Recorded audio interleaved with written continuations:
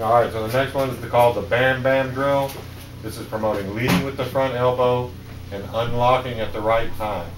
One of the biggest problems is unlocking too early with young girls.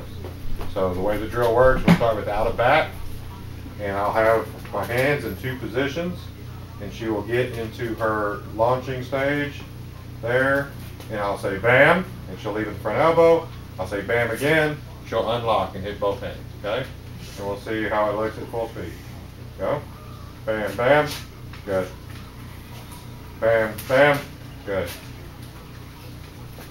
Bam, bam. And then later we'll add the back. Same thing. Bam, bam. Okay. Bam, bam. Good. Bam, bam. Good. Bam, bam. That's the Bam Bam drill.